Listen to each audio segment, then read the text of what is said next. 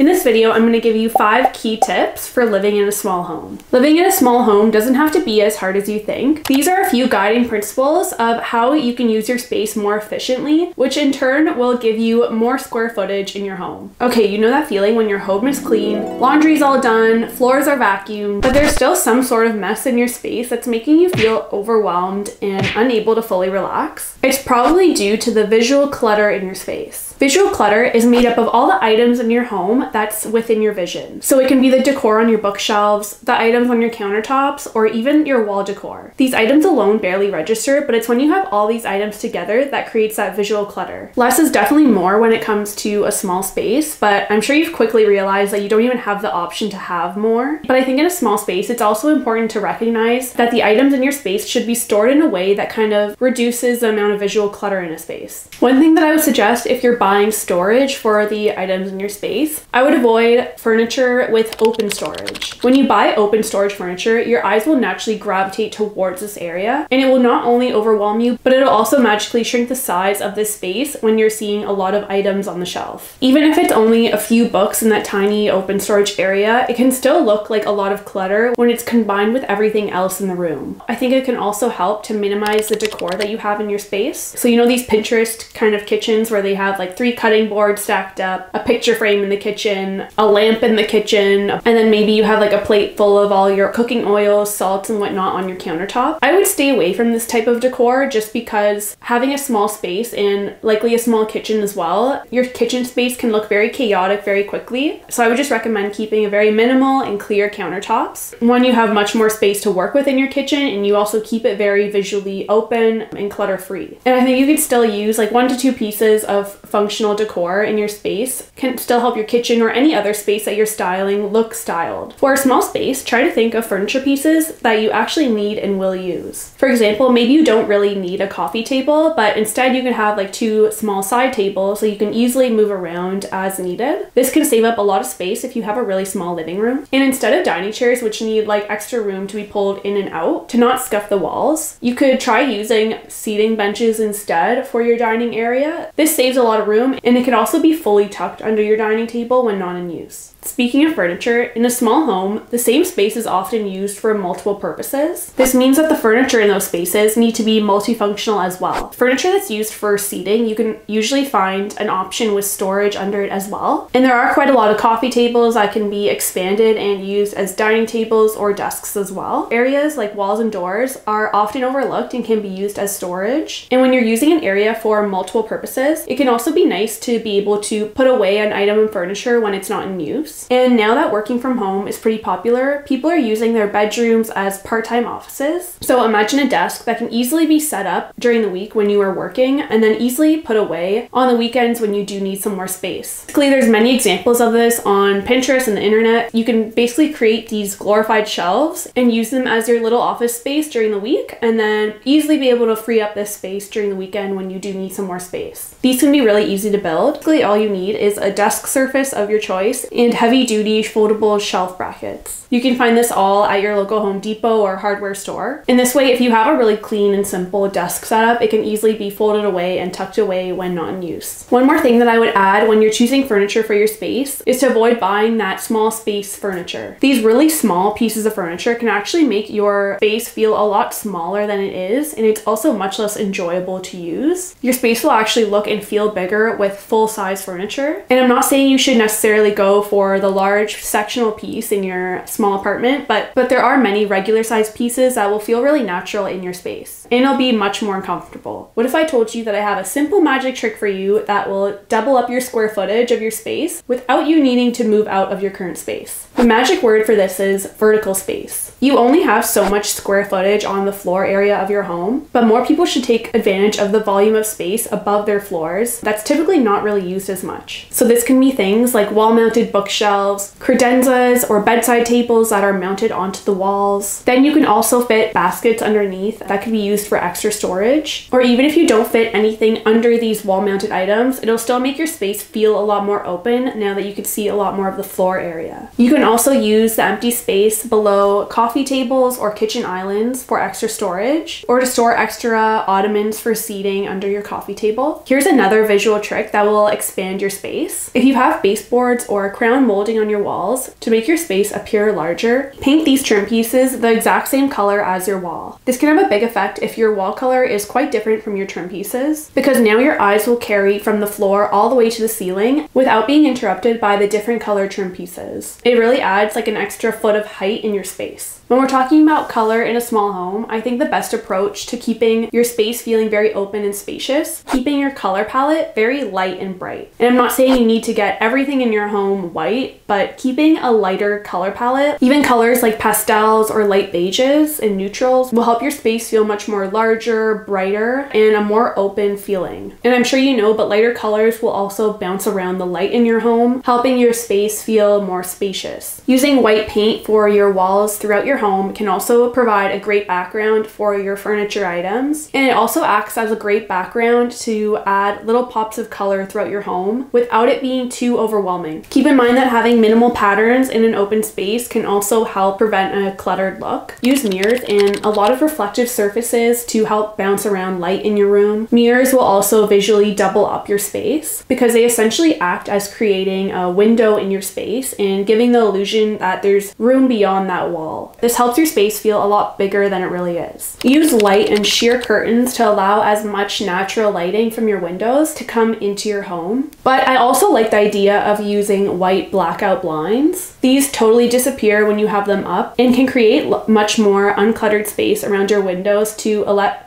more light come in. Also, if your window's big enough, it can act as a screen when you have them pulled down to project movies or shows onto it, which will also save you the space of having a TV and a TV stand. In a small home, you often have many things polluting the air quality in your home. There can be fumes from cooking. You can also have too much humid air from any laundry that's being hung up to be dried. Maybe you also work out in your apartment, so then you get this buildup of a lot of humid air from all of these different things happening in the same small space. One thing that is often overlooked is the air quality in that small space. There's a few things you can do to improve the air quality in your home. You can purchase small size air purifiers or dehumidifiers. Also, try to limit the use of candles and incense. While they smell great, they're not really good for your health. I would go for candles made from beeswax or soy candles and ones that are mixed with essential oils. Living plants are obviously a really great way to purify the air in your home, and they also increase your happiness by having some living nature close to you. These species of plants are specifically really good for